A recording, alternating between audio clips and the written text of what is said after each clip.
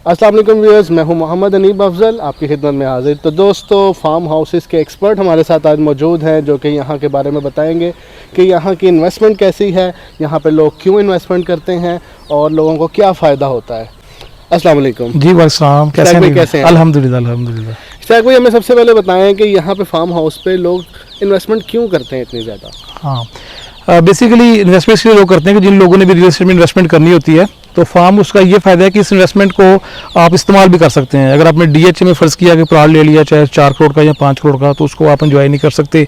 Farm house पे ये है कि इसकी बाउंड्री है, यहाँ पे आप स्विमिंग पूल वगैरह बना सकते हैं, कमरे हैं, तो इसमें आपकी फैमिली आ सकती है। लेयर के लिए आप यहाँ पे अपनी कोई पार्टीज़ वगैरह रख सकते हैं, इसको अपने इस्तेमाल में ला सकते हैं। यानी कि एक तो ये जो हमें मिलती है लैंड, ये सस्ती मिलती है क्योंकि इकट्ठी आप लैंड खरीदते हैं। रजिस्ट्री इंतकाल वाली ये लैंड होती है और सबसे पहले इसमें ये सिक्योरिटी होती है कि रजिस्ट्री इंतकाल आपके नाम पे हो जाता है। ये फाइल सिस्टम नहीं है कि कल को फाइलें नीचे आ जाएंगी या कल को पोजेशन नहीं मिलेगा, ऐसी चीज़ नहीं होती। ऑन ग्राउंड चीज़ होती है, आपके नाम होती है और दूसरे नंबर पर आप इसको इस्तेमाल कर सकते हैं आप अपनी फैमिली के लिए, अपने बच्चों के लिए। और तीसरे नंबर पर इसमें फिर बाद में रेट्स भी बहुत ज़्यादा बढ़ते हैं, जो कि हमने पीछे देखा कि पिछले 3 या 4 या 5 साल में हमने देखा ऑलमोस्ट डबल से ज़्यादा यहाँ पे जो है वो रेट्स हुए हैं। ये बेसिकली वजह है इसकी। रेट्स के बारे में तो बात करते जी। हैं। सबसे पहले तो हम इश्ताक भाई से ये पूछते हैं कि यहाँ पे एक बिजनेस कंसेप्ट भी लोगों का आज बहुत ज़्यादा आजकल जो है चल रहा है, तो मुझे ये बताइएगा कि बिजनेस पॉइंट ऑफ व्यू से हम इसको कैसे यूज़ कर सकते हैं। हाँ नहीं, बिल्कुल आपने ठीक कहा। बिजनेस क्योंकि काफ़ी जो हमारे पास अब लेटेस्ट जो क्लाइंट्स आ रहे हैं उसमें 2 तरह से इसको लोग यूज़ कर सकते हैं। नंबर 1, आजकल लोगों का ना जो जिस तरह गॉड फार्मिंग, बकरियों की फार्मिंग और भैंस वगैरह दूध के लिए लोग काम कर रहे हैं, साथ साथ आपका फार्म हाउस है और इस तरह का साथ आप एक सेटअप अगर बना लेते हैं तो ये आपकी बाकायदा यहाँ से अर्निंग स्टार्ट हो जाती है डेली बेसिस पे। और दूसरे नंबर पे आप यहाँ पर स्विमिंग पूल वगैरह जैसा ये बना हुआ है, ऐसा स्विमिंग पूल बना के इसको रेंट आउट कर सकते हैं 25 से 30 हज़ार रुपये पर डे, बल्कि दिन का अलग रात का अलग। इस तरह से जो है वो काफ़ी ट्रेंड है, लोग फार्म हाउस रेंट पे लेते हैं, तो इस तरह वो भी एक आपकी एक इनकम जो है वो स्टार्ट हो जाती है। उस तरीके से भी अगर आप इसमें फार्मिंग करते हैं बकरियों की या भैंसों की, तो उस तरीके से भी। तो इसके अलावा आपने मुझे बताया कि जैसे फाइल सिस्टम होता है कि वो डाउन में चला जाता है, तो क्या इसके कोई नेगेटिव एस्पेक्ट्स हैं इस तरह के फार्म हाउसेस के या यहाँ के एग्रीकल्चर लैंड के बारे में कि लोगों को कोई नुकसान हो जाए, कोई इस तरह का डर हो, कोई ऐसी चीज़ तो नहीं है? हाँ नहीं, बिल्कुल इसमें इस तरह का नहीं है। अगर फ़र्ज़ किया कि आप इसमें कुछ भी नहीं करते, जगह लेकर रख लेते हैं, तो इसका फ़ायदा ही फ़ायदा है। अगर आप फ़र्ज़ किया फार्म उसने भी बनाते हैं, एग्रीकल्चर लैंड आप ले लेते हैं, तो उसमें आप उसको उसके ऊपर काश्तकारी कर सकते हैं। अगर खुद नहीं कर सकते आप उसको ठेके पे दे दें, ऑलमोस्ट 1 सवा लाख रुपया एनुअली इस पर जो है वो ठेका मिलता है, तो उसका कोई नुकसान नहीं है। बशर्त ये है कि आप पहले उसके डॉक्यूमेंट्स चेक करें, जगह देखें, रजिस्ट्री इंतकाल वाली जगह होनी चाहिए, कोई स्टाम्प स्टूम वाले या इस तरह की जो जगह, वो गवर्नमेंट की जगह नहीं खरीदनी चाहिए, माल की जगह खरीदनी चाहिए। रजिस्ट्री इंतकाल वाली जगह अगर आपके पास है और आपने अपने डॉक्यूमेंट्स अपने नाम पे ट्रांसफर करवा लिए हैं, तो फिर इसमें किसी किस्म का कोई इशू नहीं है और ना कोई एक्टिविटी है। बहुत शुक्रिया इश्ताक भाई, मैं ज़्यादा आपका टाइम नहीं लूँगा। जी। बस 1-2 क्वेश्चंस करूँगा।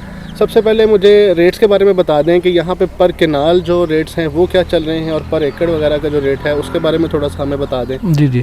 अगर तो फार्म हाउस के लिए आपको डेवलप जगह चाहिए तो यहाँ पर 35 लाख रुपए कनाल तक आप जगह खरीद सकते हैं। उसके अलावा अगर आपको ज़री जो जगह चाहिए एकड़ के हिसाब से, तो वो यहाँ पर लोकेशन के लिहाज से मुख्तलिफ है। जैसे इसके आसपास कुछ जगह हैं यहाँ पे वो 1.5 करोड़ का एकड़ है, थोड़ा सा यहाँ से हट के पीछे चले जाते हैं हम, तो आपको यानी कि 90 लाख का, करोड़ का भी एकड़ मिल जाता है। तो वो वहाँ पे आप 1 एकड़ से लेके 10 एकड़ 20 एकड़ तक की जो है वो खरीदारी कर सकते हैं। ठीक है, लास्ट क्वेश्चन मैं आपसे पूछना चाहूँगा जी कि as compare to 2 years last यहाँ क्या रेट हैं और पहले क्या रेट थे और कितना जो है यहाँ पे ग्रो हुआ है? क्योंकि देखने में आया है, सुनने में भी आता है, जो भी मुल्क की कंडीशन है कि रियल एस्टेट जो है ठप हो रही है, रियल एस्टेट के रेट्स गिर रहे हैं, लेकिन यहाँ पे क्या चल रहा है? जी नहीं, बिल्कुल आपने बड़ा अहम क्वेश्चन किया। बेसिकली हमने देखा कि जो रेट्स कम हुए कहाँ पे, ये सोसाइटीज़ में हुए, लोगों ने फाइलें खरीदी हुई थी, फाइलें आधी आधी कीमत पे आ गई हैं। तो बेसिकली ये फाइल सिस्टम नहीं है, ये ऑन ग्राउंड चीज़ें हैं। और जो ऑन ग्राउंड चीज़ें हैं ना, ये कभी भी कम नहीं होती। ये आप कह सकते हैं कि फिलिंग द ब्लैंक्स, कि जो ये शहर के गिरदनवा में है। अब आप देख सकते थे कि पहले जो शहर था वो बहुत एक खास, अब लाहौर शहर जो है वो आप देख सकते हैं कि वहाँ से कसूर तक चला गया है, वहाँ से अब रायवंड तक, और दूसरी तरफ से आप देख सकते हैं कि इधर मृतके से भी जो है वो क्रॉस कर चुका है, स्कीमें बन गई हैं काफ़ी। और गिरदनवा में देखा जाए तो अगर हम इधर देखते हैं हमारी जो साइड है जीटी रोड वाली, वाघा बॉर्डर वाली, तो वाघा बॉर्डर तक स्कीमें बन गई हैं। तो बेसिकली रेट तो तब कम हो जब नई कोई चीज़ आ जाए, नई जगह लॉन्च हो जाए एग्रीकल्चर लैंड। नई तो है नहीं, जितनी पाकिस्तान के पास वो दूध है वहाँ तक की जगह रहनी है। तो जैसे जैसे ये अब इन्वेस्टर्स सिर्फ आ रहे हैं, स्कीमें भर रही हैं, जगह बिक रही हैं, तो ये फिल इन दी ब्लैंक्स हैं। तो जितनी फिल इन द ब्लैंक्स हो रही है इन जगहों के रेट बढ़ रहे हैं। तो इस तरह ये इसकी बेसिक रीज़न है कि ये इसके रेट कम नहीं हो सकते, क्योंकि यहाँ पे जेन्युइन बायर हैं और जितनी एग्रीकल्चर लैंड थी उतनी है, बल्कि पहले से ये कम हो रही है। सैकड़ों सोसाइटियाँ यहाँ पर बाद हो गई हैं, तो ये ज़मीन कम रह गई है, तो जिस जिसके पास होगी उसके रेट्स बढ़ गए, ये इसकी वजह है। बहुत शुक्रिया इश्तियाक भाई आपके टाइम का। तो दोस्तों ये छोटा सा एक ओवरव्यू था जो आपको बताना ज़रूरी था, क्योंकि मैं जानता हूँ आप लोग बहुत ज़्यादा डिसहार्टेड हैं पाकिस्तान की रियल इस्टेट से। तो ये चीज़ें थी जो कैरेक्टरिस्टिक्स और जो फैसिलिटीज़ और जो फ़ायदे बताए गए हैं कि ऑन ग्राउंड चीज़ के क्या फ़ायदे हैं। तो दोस्तों अगर आप यहाँ पे इन्वेस्टमेंट करना चाहते हैं तो नीचे दिए गए नंबर्स पे आप रब्ता कर सकते हैं और हमारी टीम से बातचीत कर सकते हैं। बहुत शुक्रिया।